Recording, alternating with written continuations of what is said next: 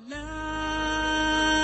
إله إلا الله لا إله إلا الله لا إله إلا الله محمد رسول الله محمد رسول الله محمد رسول الله.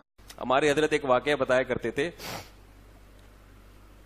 کہ ایک فیکٹری کا مالک تھا، نہیں ایک آدمی نے شادی کی کسی فیکٹری کی مالک خاتون سے. لوگوں کو شوق ہوتا ہے نا، بہت عقابی نگاہیں ہوتی ہیں، بہت اوپر دیکھنے کا، تو وہ کر لی انہوں نے.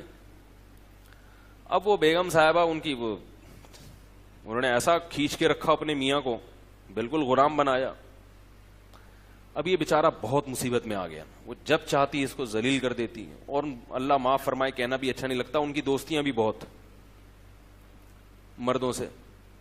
اب یہ پریشان ہو گیا تو حضرت کے پاس آیا. حضرت نے فرمایا کہ بھئی طلاق دے دو. جب یہ تک نہ یہاں تک نوبت پہنچ گئی تو ناقابل برداشت ہے نا کہ اس کے فرینڈز بھی ہیں ماشاءاللہ.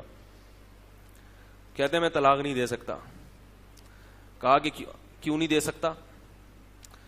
کہ اس نے کہا ہے کہ اگر طلاق کا نام بھی لیا نا تو میری فیکٹری کے جتنے ملازم ہیں سب مل کے کوٹیں گے تمہیں، سب سے پٹواؤں گی اور اتنا ماریں گے کہ ایک ایک بوٹی بھی حصے میں نہیں آئے گی.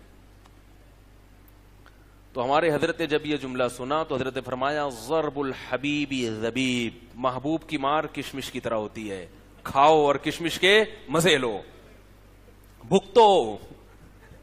ٹھیک کیا کرو؟ بہت اونچے خواب جن کو دیکھنے کا شوق ہوتا ہے نا، کامیاب انسانوں کی فہرست میں شامل ہونے.